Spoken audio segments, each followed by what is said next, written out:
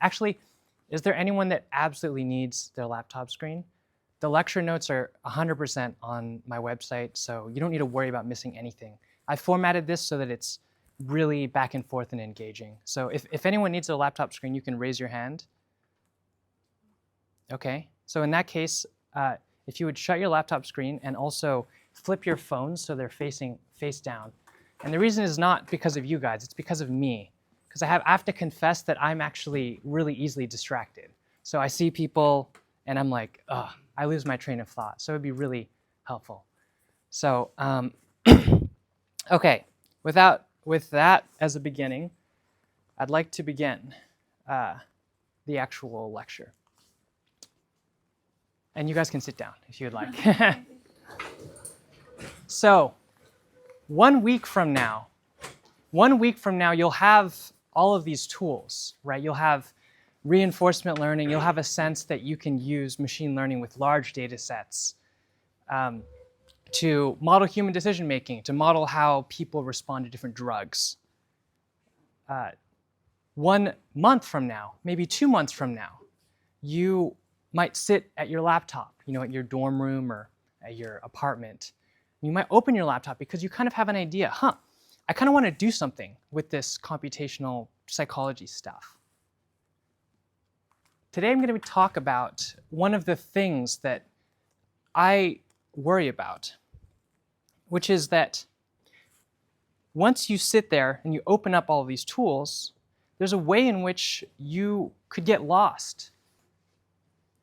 It's almost like I give you a set of hiking poles, or you find a set of hiking poles and you find a telescope. And you decide to start walking around with your hiking poles and telescope, but you don't know where you're going. There's all of these tools, these hundreds of tools that we have, but where are we going? What is the question that we're interested in? So what I'm going to try to give you today is a map. It's not a literal map, but it is a set of conceptual tools to orient you in the space of this thing that we're doing when we're talking about the science of the mind, because that's really what cognitive science is about. And I'm going to do this to you all through metaphors and questions. I really liked the lecture with Amber Case yesterday because she hit at one of the things I think is really important, which is to continue to ask the question of why am I doing this? And so my promise to you in engaging and taking part in everything, my promise to you is that by the end of this lecture, you will have an embodied sense of the 3 deep metaphors that have driven cognitive science from the beginning. That is the mind as a serial computer, serial meaning in step as opposed to parallel. Number 2 is the mind as a neural network. That's a parallel distributed processor. And the 3rd is the mind as a dynamic embedded system. And with those, we'll be asking questions too. The mind as a computer is all about symbolic manipulation. The mind as a neural network is about pattern recognition. And the mind as an embedded dynamic system is about the boundaries between our mind and the world. Before I continue, I'll just briefly introduce myself. My name is Max Shen, and back in 2018, I was an undergrad at the Tenenbaum Lab. And since then, I've had a lot of mentors that I kind of want to briefly acknowledge. Max Kleiman-Weiner was my mentor at the Tenenbaum Lab, and it was with him and Fiery Cushman, who's at the Harvard Moral Psychology Research Lab, that we used model-free and model-based methods to model decision-making. Now I'm most interested in actually this phenomenon of pain. How does chronic pain arise and how does it resolve? I'm interested in using computational tools. But my lecture is not about that. My lecture is about cognitive science and the metaphors that drive us.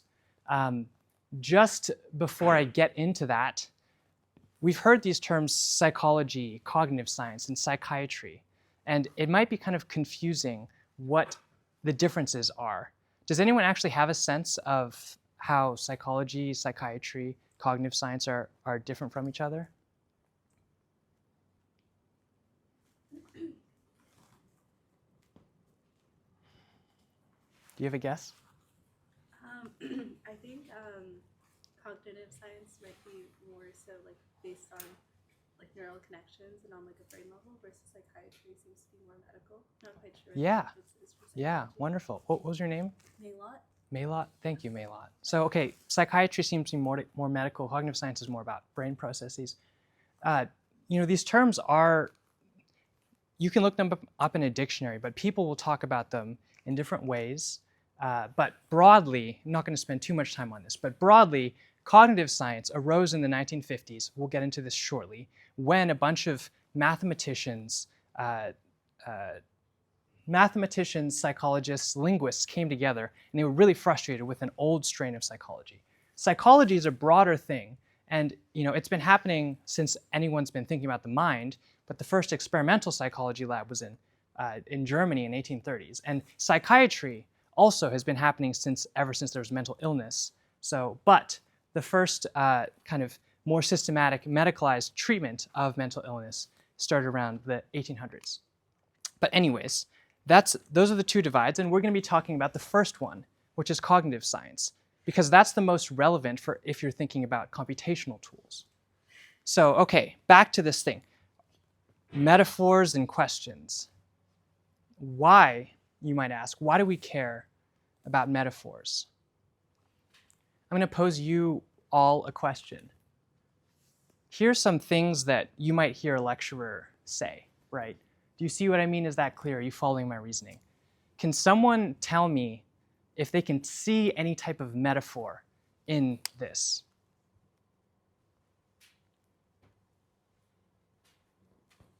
Yeah? In the first one, like seeing what you mean and things being clear is related to vision, even though, it's not that we're actually seeing your Perfect. thoughts. Yeah. What was your name? Catherine. Thank you, Catherine.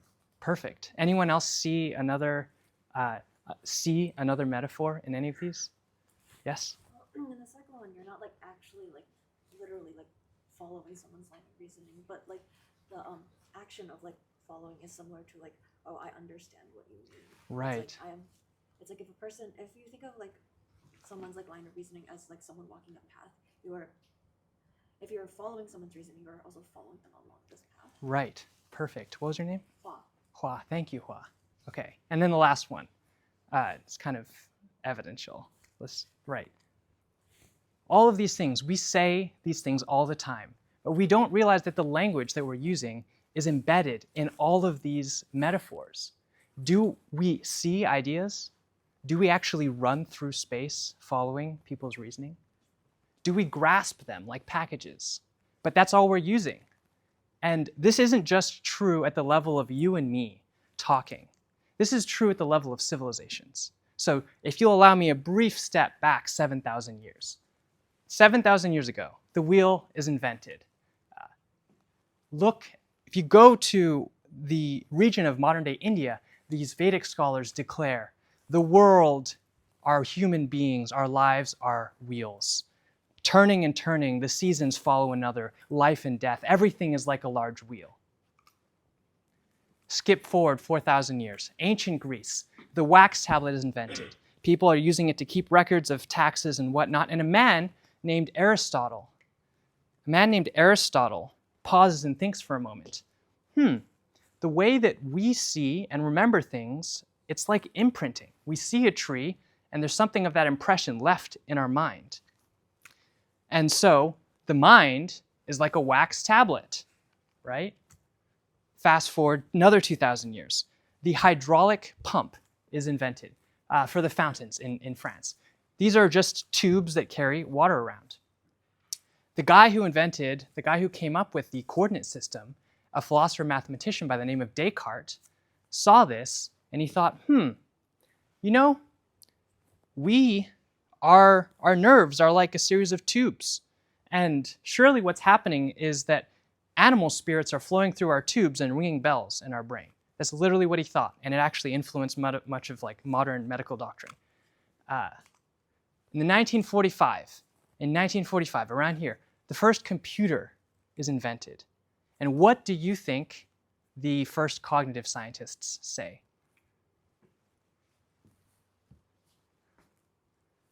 Yeah. Our brain is like a computer. Exactly. Bingo. that brings us to the first research tradition in cognitive science, the mind as a serial computer. So everything, this whole cultural thing, we are influenced by our environment and we use those tools to try to understand what's going on with us. This serial computer metaphor is what people looking back at the history will call cognitivism. So let's talk about cognitivism. Let's give some context as to what is happening around the invention of the computer. So at Harvard in the late 40s, there's this guy named B.F. Skinner. He's really interested in psychology, but the type of psychology that he does is totally foreign to what we would now recognize. He's interested in just studying the inputs and outputs of the behaviors of organisms. So he has this set up, and this is to study what he called operant conditioning. He was interested, what he thought was you can't look inside the mind at all. The mind for him was a black box. So we need to characterize the behavior of a organism based off of the inputs and outputs. I'm not going to go too much into this because it's not really relevant anymore. What happens is around 1945, the computer is invented, in part for calculating missile trajectories. The computer is invented, and what happens with the invention of the computer is there are new tools and new ways of thinking. You know, how many people here have heard of, Alan Turing? Or, different theorems that Turing came up with was deeply in dialogue with a series of people around here, actually. So has anyone heard of Marvin Minsky? So Marvin Minsky, for people who know what CSAIL is, he was the founder of the AI lab. So him, and then on the left is this guy named Herbert Simon, who's a professor at CMU. They were heavily influenced by the types of thinking that computer engineers and computer scientists were doing. And so what they thought was, actually, our brains are doing the same type of thing as the computers are doing. They called us both physical symbolic systems. At the root, they thought that what was going on in our brains was a lot like what was going on in computers. That is math that looks like this. Variables that you manipulate. Operators that tell you what you can do with and without the variables.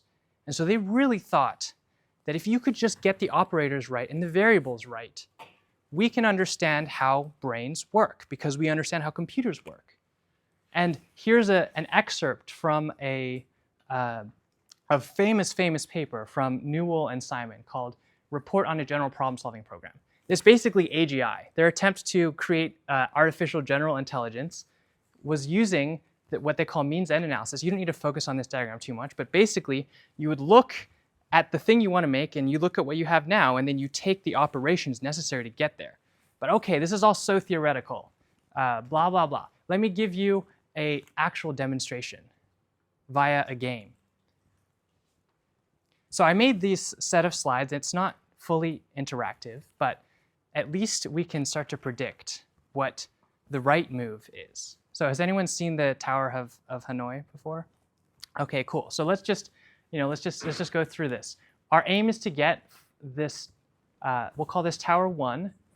Our aim is to get the same stack onto Tower 3 with as few moves as possible. And the one rule, there's actually many implicit rules, but the main explicit rule is that you can't stack a bigger disk on a smaller one.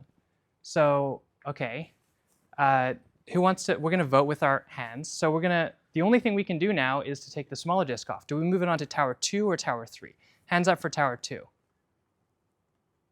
Hands up for Tower 3. Okay. Now we move the second disk onto, I guess, Tower 2. It's the most obvious. There's not really any other thing to do. Does someone want to suggest what we do next? Purple onto the green. Okay, move that back. Perfect. And then now, want to complete the red? To the third, yeah. Perfect. And then purple? The first. And Cool. the Second, perfect.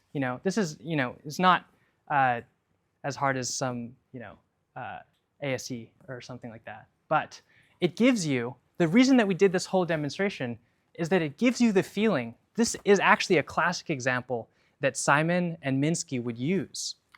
They thought that if you could actually make a program that could solve the towers of Hanoi, you could make something that could solve anything, from you breathing, you tweaking and shaking your foot, drinking your coffee. All of that could be explained with symbolic manipulation. And so the core questions they were interested in. Does anyone want to guess, like, I mean, this isn't the essential core questions, but if you had to say their research questions, and this is actually a very important exercise I'm asking you. It's kind of a core skill. What are the questions that they're interested in if these were the type of things they were doing?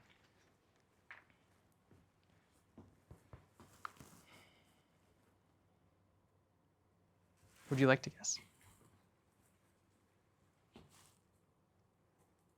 You can just kind of hazard a half question too. You can insert some keywords, potential keywords. What are the elements? What are the elements? Like, what are the variables? Something like that. Yeah, what are the variables? What are the variables in our mind? Does anyone have any other guesses for the core questions? Yeah? What operators can we use? Yes.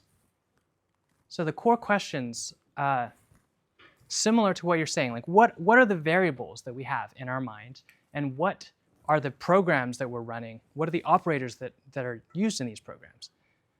Does this sound like a good model of the mind to people? Like, nope. Do you want to say more? What do you think it's missing?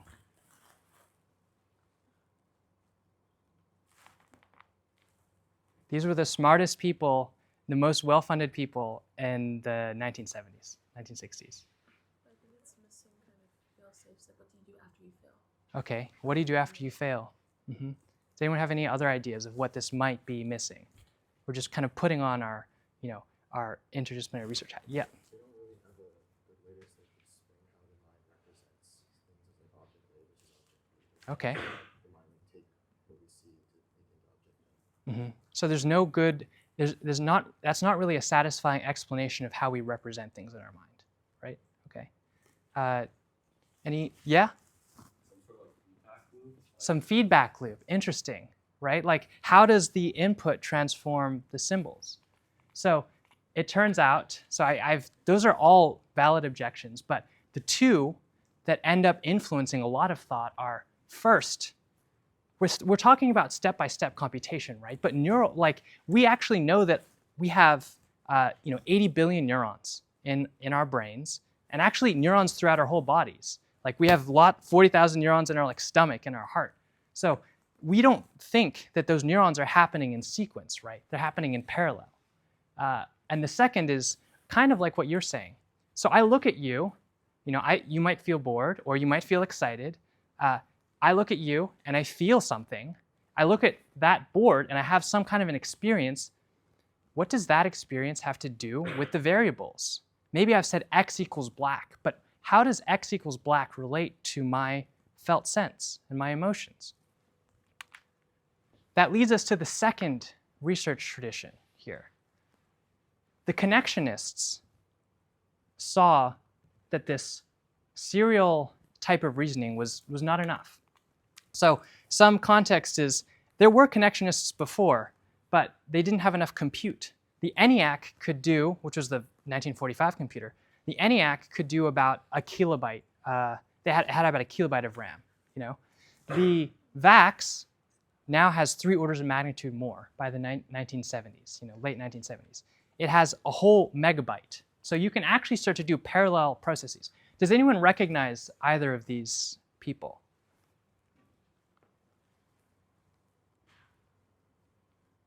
Yeah? Exactly. This guy just won a Nobel in physics.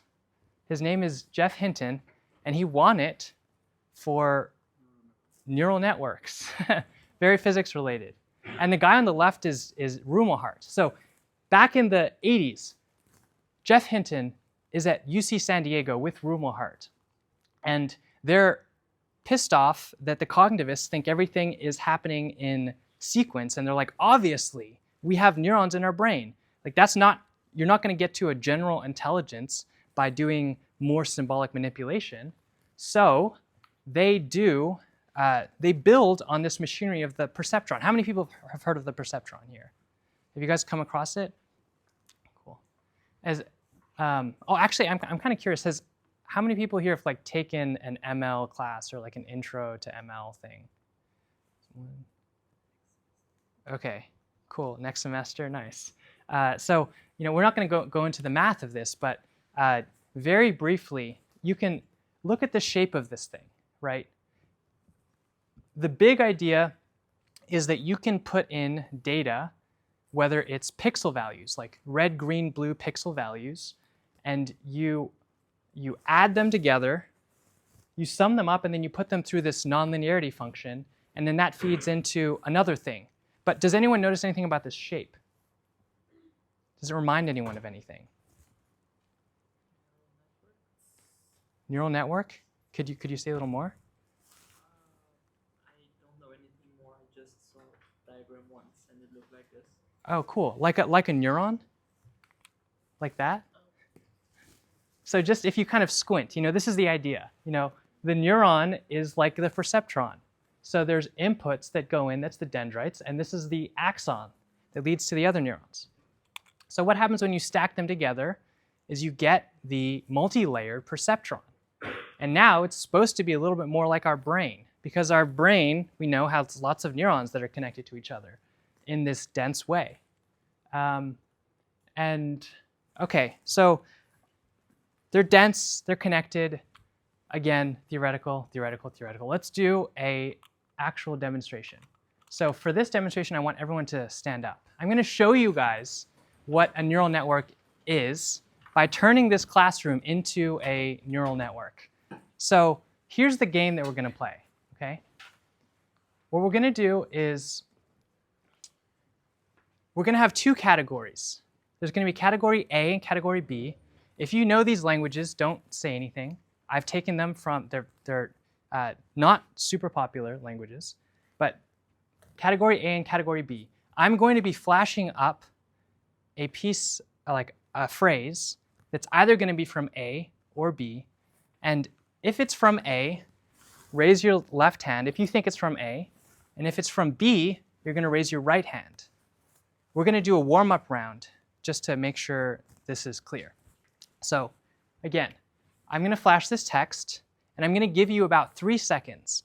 And you are going to raise either your left hand if you think it belongs to A, or your right hand if you think it belongs to B. Okay, so now looking at this, choose one. Raise your left or right hand. 3, 2, 1. Okay, left hand. Cool. So everyone, keep your hands up. Keep your hands up. Whoever raised their right hand, did anyone raise their right hand? Can you wiggle your right hand? Wow, everyone got this right? Oh, did you raise your right hand? Okay, so if you raise your right hand, you would sit down right now. Okay, so sit down. But now you can stand up. That was just the warm-up round. We're going to make this faster, okay?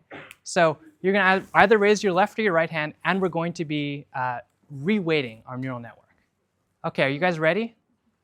Okay, I'm going to give you 3 seconds, okay? 1, 2, 3.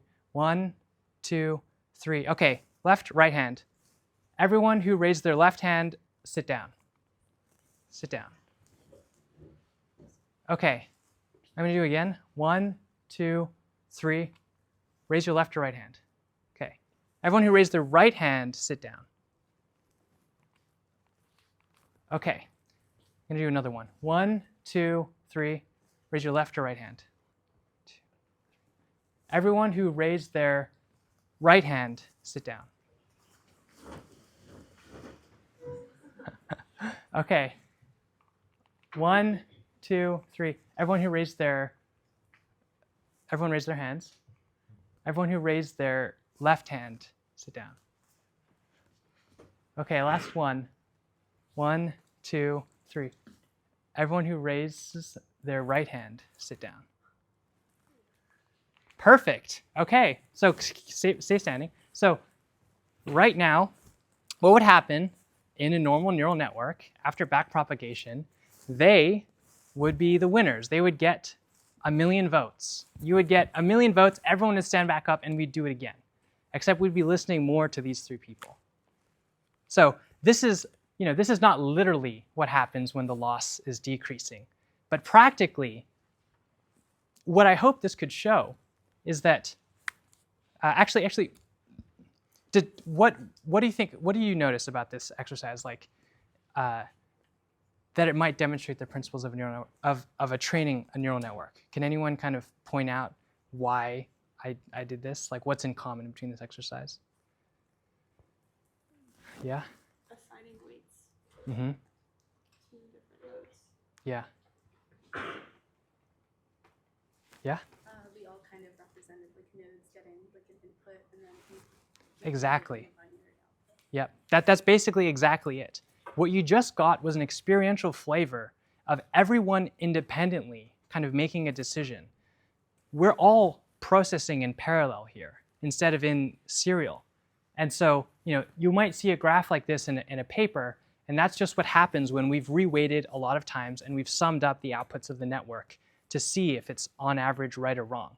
Our network would not do very well because everyone got things wrong, at least in this first round. So, okay, the core questions. Okay, can someone tell me what they think the core questions here that drove the early connectionists are, if this is the type of thing that they're doing?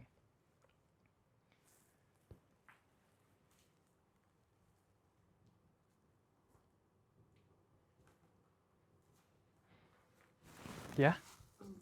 How do we strengthen and improve connections within the mind? Mm-hmm. How do we strengthen and improve connections within the mind?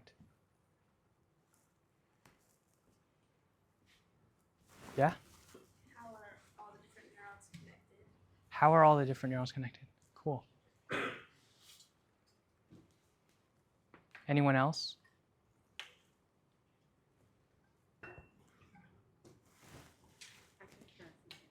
Okay, no worries.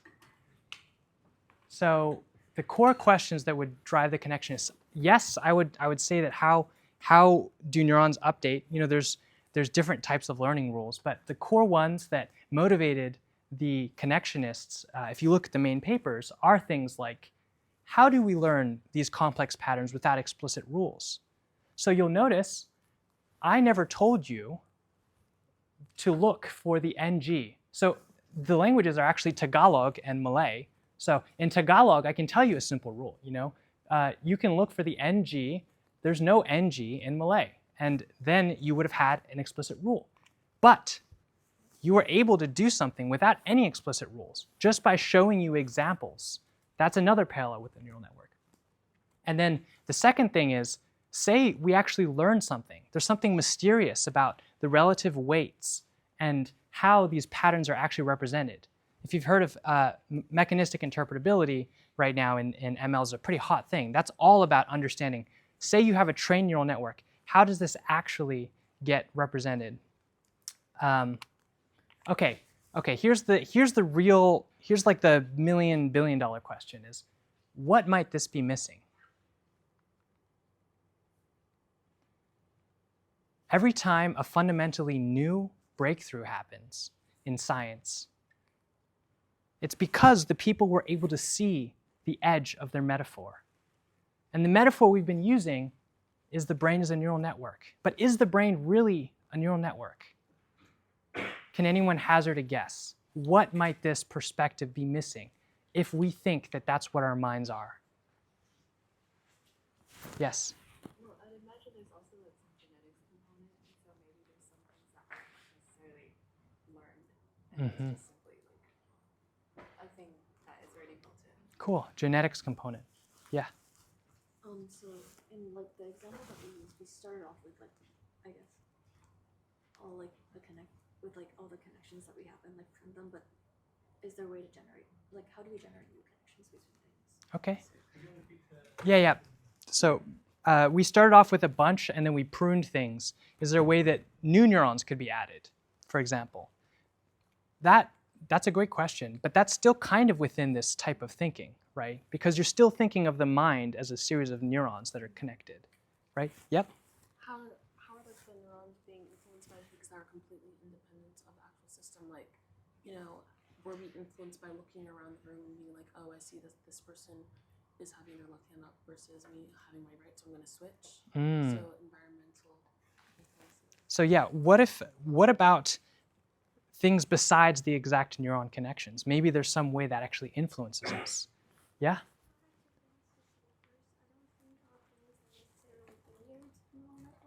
Mm-hmm. Meaning the connections between neurons are not layers that just send signals to each other. It's like a complex graph without any specific patterns.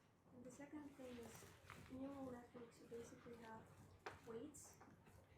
That's it. But in real brain, you also have like all these neurotransmitters. You have inhibitory signals, and you have excitatory signals. And it's much more complex than just yes or no. Sure.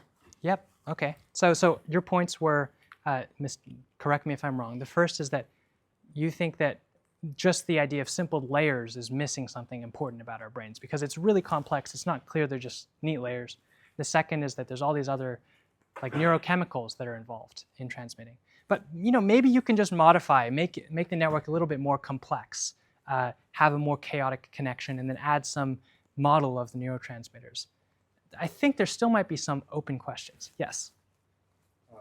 Maybe it's missing like some notion of like priors that we like embedded in. Like I guess Yes. like a release area. Cool. That's a really great point, and I want to save that until the end. But actually, none of those were the objections that motivated the next wave of cognitive scientists. So if the question is, how did some group of people at least claim to see the edge of this metaphor, that the brain maybe isn't literally, or not that the brain, that the mind is actually not literally a set of neural networks? What I asked before, what does my experience have to do with a neural network? Say I have a set of trained weights. Say I give you a model of a neural network. What does my experience when I see this whiteboard, that feeling, what does that have to do with a set of computational states? And second, as I mentioned, we have neurons not just inside our skull. We have them in our heart and our stomach. We have motor neurons all throughout our bodies. Where does the mind end? And where does the world begin? That brings us on to the third research tradition of cognitive science. And roughly this is called embodied cognition. There's many names for it. Some people call it inactivism, but I'm just calling it embodied cognition. I'm not going to spend a ton of time just to give you a flavor of the people doing this type of work and how ranging it is. On the left, a Chilean man, actually somewhat involved in the revolution that happened with the overthrow of the Allende government, is a neurobiologist. He's really interested in frogs and how frogs' brains respond to different stimuli. In the middle is actually a professor at MIT. Has anyone heard of Rodney Brooks? He's still here, and he's a very influential roboticist. People surely know what the Roomba is, right? He created the company, iRobot, that created the Roomba. On the right is a philosopher named David Chalmers, based in the UK. So these are lots of different people interested in embodied cognition. I'm going to give you two kind of more conceptual examples, and then I'm going to give you another felt experience and a felt sense of what embodied cognition is about. The first is a Roomba. Does anyone know here actually how Roombas work? Like how the first Roombas worked?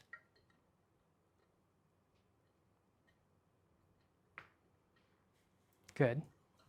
Does anyone have, so now I want to pose you a challenge. Put your cognitivist hat on, the serial computing hat on. What is the task of the Roomba? Could you try to answer? Would you be open? I guess first just to study the room and then clean things up. Okay, so the Roomba's there to study the room and clean things up. How would a cognitivist try to do that? You have this device, it's on the floor and it's moving around. How do you start to, build a machine that can do that? I guess just trial and error. Okay, but like, what would the model look like? Like control system like, so say if your Roomba sort of hit like a corner, and then the object. Okay, but I'm asking what a cognitivist might think about it. Like if you were trying to think about the symbolic systems and whatnot, right? That's a really good suggestion, by the way.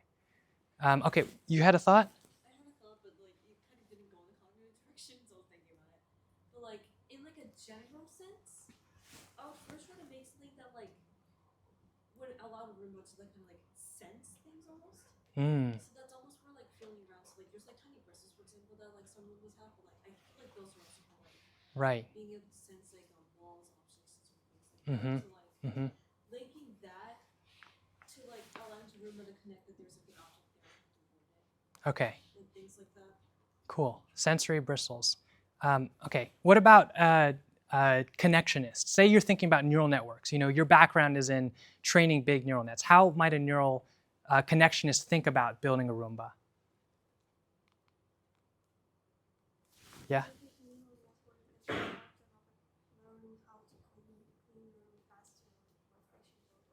Right. And you might have like labeled images or video of like an obstacle or something like that, right? So yeah, you just collect a bunch of video training data that is, here's an object, don't hit it, you know? Here is no object, and then it can kind of go through. So I have to give it to you. You actually have what I would call the better intuition, which is, so the cognitivists and the connectionists are emphasizing that you actually have to have a model of the world, right? You actually have to have a sense of what the room is like before you go about it. How I think a cognitivist would build it is they would want to map out everything that's in the room, and then they would store, you know, like object-oriented programming. You build a class that's the room, and you have objects, you know, table, and then it has these coordinates that are paired with it. And so it has this big class, and it will check at every move, am I in this boundary? That's how I think a cognitivist would think about it. How a connectionist would think about it is like what you're saying. You'd have a bunch of videos, and then you would say, okay, I'm about to hit a table, let's not hit a table. Here is how Rodney Brooks did it. What you said. Instead of using a model of the room, what if you just use the room as a computer? So this is the actual radical thing about control systems. You don't need to know anything about what the room looks like if you can just follow a simple rule. When you bump into something, rotate, and then try to continue. Rotate by 17 degrees, continue. If you bump into something, continue backwards, and then rotate the other direction. If you just follow this simple, stupid rule, you will end up cleaning a room very reliably without anything to do with image recognition or mapping of a room. And the crazy thing here is that you don't need anything of a real brain to do that. You can just use the room as the computer. So one of the things that Rodney Brooks says is, why don't we use the world as a computer? In fact, why do we think that everything has to be held in this brain? What if everything we're doing is computing at the same time? Where does the mind end and where does the world begin? What if we are all computing collectively? I'll give you one more example. So you're at a party and you meet this woman named Inga. Say your name's Johnny. She says, hey Johnny, introduce yourself. You meet this guy named Otto and he says, I have Alzheimer's. He's like, okay, I'm writing down your name, Johnny. A week later, you bump into them, Inga and Johnny, and you say, hi. Inga looks at you, and she pauses for a moment. She's like, what was your name again? Oh, right, it was Johnny. She consults her memory. Down the block, you bump into Otto, and he's an old man with Alzheimer's, and he sees you, and he recognizes you, but he doesn't remember your name. But he always has his notebook on him. So he pulls out his notebook, and he's like, oh, Johnny. What is the fundamental difference between Inga and Otto here? Is there a real way in which Otto knew, or Inga knew your name, but Otto didn't? What Clark and Chalmers argue, they point out, is that he's just externalizing his memory. It's readily accessible all the time. And so it's actually functionally the same as Inga. And you can think about a computer. We all have our laptops. There's the RAM, and there's the ALU, and there's the CPU. Is there anything special about the laptop case? What if you just move, if you have an external storage drive and you plug it into the computer, is that not functionally the same memory? Is that not also what Otto is doing with the notebook? And there's a bunch of examples of this, of how our brains kind of leak into the world and our minds and the worlds are not so separate. You know, we have hair. They come out of our pores. Sometimes we can cut it off, and sometimes we can sense things. You know, your hat resting on your head perturbs your hair. In a way, it's not so different than a spider and a spider's web. The spider's web is almost like its leg because it can sense insects as they get pasted. If you take away a spider's web, it's arguably worse than losing the leg of the spider. So the spider's mind now is intertwined with the web, right? And then I can challenge you. You know, is anyone open to a light kind of a challenge, difficult challenge? Almog, would you like? Sure. Okay. Try to do, so this is without your phone. What is 137 times 717? Blank answer. Okay, now try your phone. What is 137 times 717?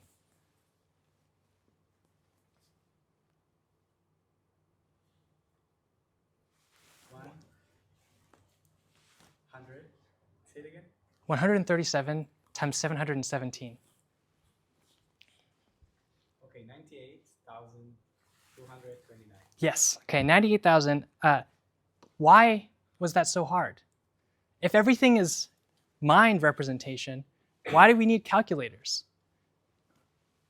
What is a mathematician without their whiteboard? I take your paper and I rip it up. I shut all your laptops down.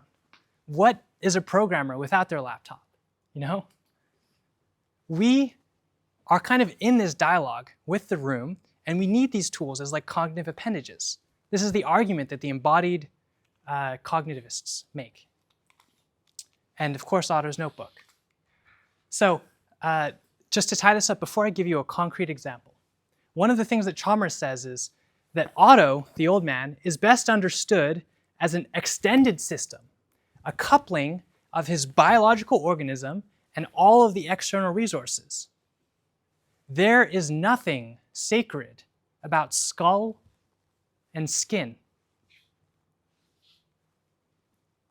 Let's do an experiment. Does everyone have a pen? Can anyone not have a pen? If you don't have a pen, just raise your hand. Can someone lend him a pen? You don't need to write anything. This is a brief demonstration. Okay, does everyone have a pen in their hand they can hold up? Perfect. Okay, what I want you to do is to put your pen on the desk. Put your pen on the desk and hold it by the tip. Let's see. Hold it by the tip, put it on the desk, and I want you to close your eyes as you do this. And I want you to feel the desk through your pen. So you can wiggle it back and forth. I want you to feel, is the desk smooth or rough? How firm is the desk? Does it give? Is it like marble that hard, or is it more like wood? So just wiggle a little bit and feel the desk through your pen. And then just pause, keeping your eyes closed, just pause, noticing what you noticed.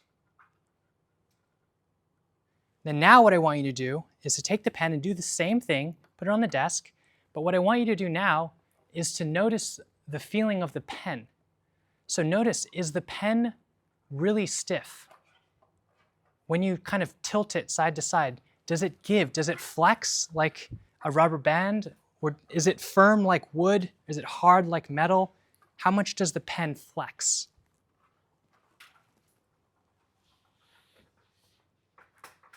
Okay, you can open your eyes now, and then you can put your pens down. So, does anyone have any idea why I did this? Like, what was this about? It's shifting your attention. Mm-hmm. Is there anything that you would care to add about that? Yeah, like about like what's interesting about the attention shifting. So it's like the same thing Yeah. you know, we listen to it. Mhm. And based on our focus, like the feelings and all the answers. Right. Yeah. It's kind of questioning the notion that like we can't have like kind of extensions of our own senses. Mm. So it's like even though I'm not physically touching the table and it's the pen touching it, Yeah. it can still act as an extension of what I'm able to sense and what I'm able to experience as a mind and human. Mm-hmm. Mm-hmm. And were you able to feel the desk a little bit through the pen? Yeah. Cool. Did you want to say something too? I was going to just basically say what it's kind of just like it's like indirect versus direct sensing. Like you're Mhm. indirectly sensing the table through the pen in like the first thing, and then in the second thing you're directly like sensing what the pen feels like through your own body. Right. Right. So yes, there's something interesting. We just, in 2 seconds, turned an external object into an extension of ourselves. And we do this all the time. You can feel the ground through your feet. You can feel the air through your clothes, right? We turned the pen into an extension of ourselves, but then we reversed it.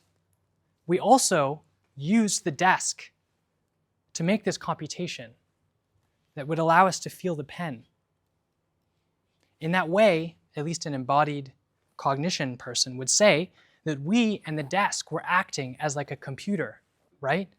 You just increased the size of your laptop casing to include the desk, and then you were collectively doing this computation of sensing the materials of the pen. So maybe our mind doesn't end at our body. Maybe we're actually embedded in the world with boundaries that are shifting, that are flexible. So let's take a step back again. Why are we asking this? By the end of this week, you will have all of these tools, these predictive models, this reinforcement learning for modeling human decision making. But there's a chance that you get lost in the tools and you miss the forest for the trees. Why are you using the probabilistic model to model anxiety? Why not a neural network? What I hoped to give you with all of this is an orienting map. These are the 3 metaphors that have driven cognitive science from the beginning. And the 3 metaphors and the questions that animated them. Can someone remind me of the first metaphor that we brought through? The mind as a serial computer. As a serial computer. Do you remember what they were called, the people who did that? Cognitivists. Yeah. Cognitivists, yeah. What was the next one that we did? The mind as a neural network. Do you remember what they were roughly called? Yeah, connectionists, connections in our brain. The mind is a neural network. And the last one? The mind as a dynamic embedded system. Yes. So these are just words, and words are thoughts, words are concepts. But in each of these exercises, you've had a felt sense of what it is like to do the type of investigation that drove these research traditions. Whether they're asking, how do our minds manipulate symbols? Or how do we recognize patterns? Or where does the mind end and where does the body begin? They're all different vibes. They're all different ways of seeing the world. And they have interacted to build what we would now call cognitive science today. If you go to the Tenenbaum lab and you listen to their research, the probabilistic models you see are a reaction to connectionist and cognitivist insights. Updating priors was the critique that you actually just mentioned. Where does our neural net come from? It seems like we have instinctive responses. The probabilistic models look at the critiques of both of these, and they're incorporating into their own new metaphor. Reinforcement learning, often as it's initially set up, is heavily cognitivist in its flavor. You specify the environment, the agent, and the actions that you can take. It's like how the cognitivists would have built the Roomba, right? And I'll just put 2 questions out there to you. Given these frameworks, what about the mental health problems or the disorders that we care about? To what extent is depression a brain problem? To what extent is it a brain problem? To what extent is it a body problem? And to what extent is it a social or a multi-agent problem?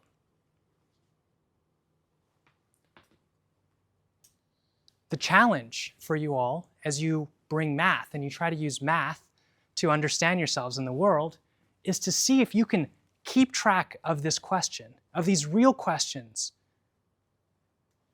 while using the tools that you have. You don't want to be led by your magnifying glass. You want to use your magnifying glass to find the interesting objects and guide you. And the second question is, what about the role of meaning, too?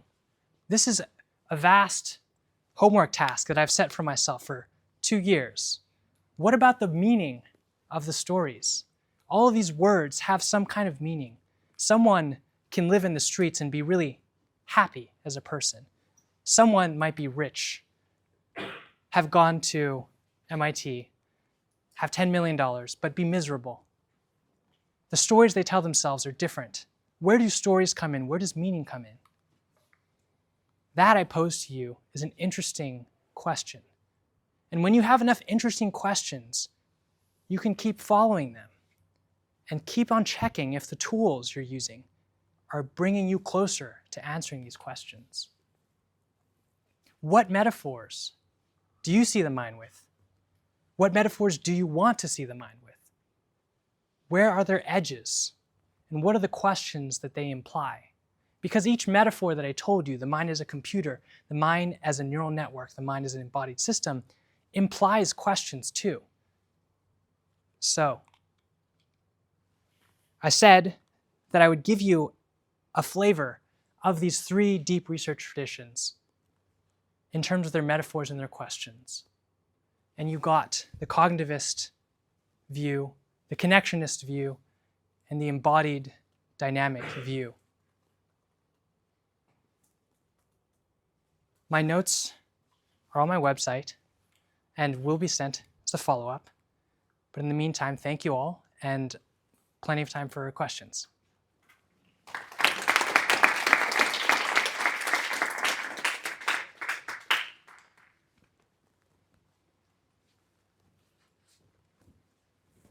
Cool. There's food also coming in, so hunger will be sated. Yes? So given that you explained these 3, do you have a certain stance towards it, or one or the other? Yeah. What would you guess?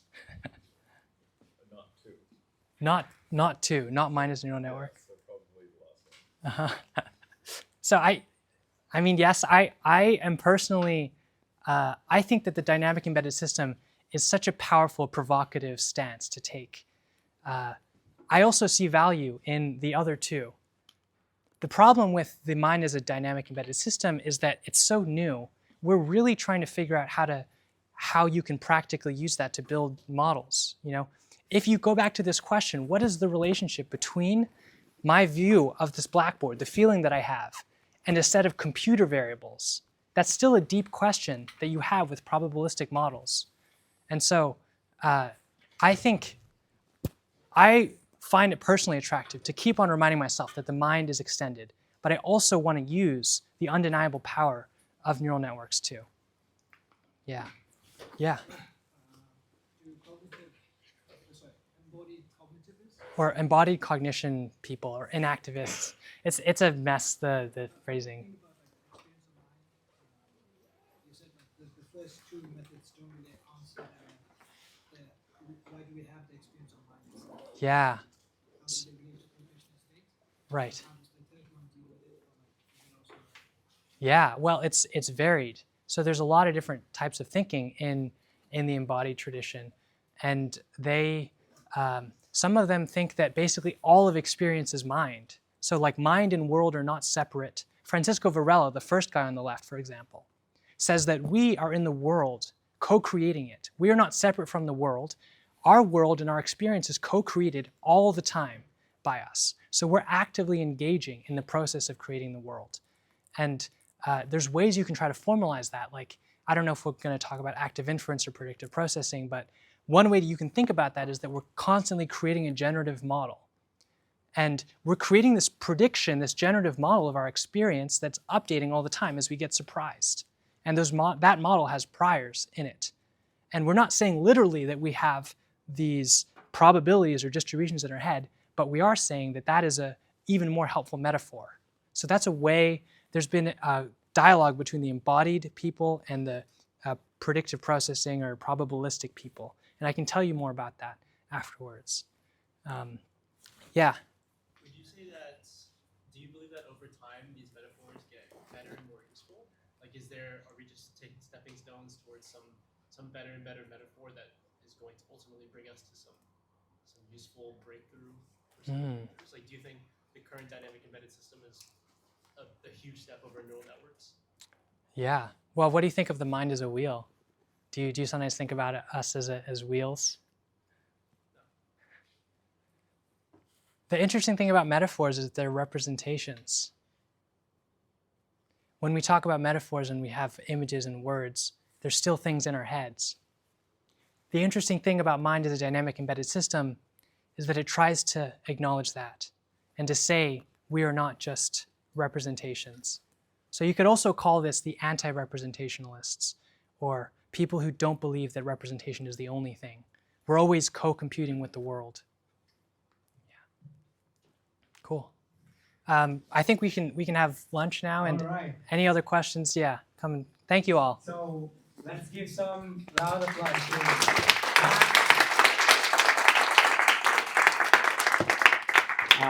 I think that there are a lot of questions to wonder about after this talk. A lot of things to think about. Thank you so much for coming. Thank you, Almok. All right, there is plenty of pizza, so make yourself comfortable. And if you feel like making new friends today, just sit down with people you don't know. Seems like people are really friendly here, so just enjoy that. Yeah. Damn. This mic was off. Luckily, I have this. Okay, we have a count.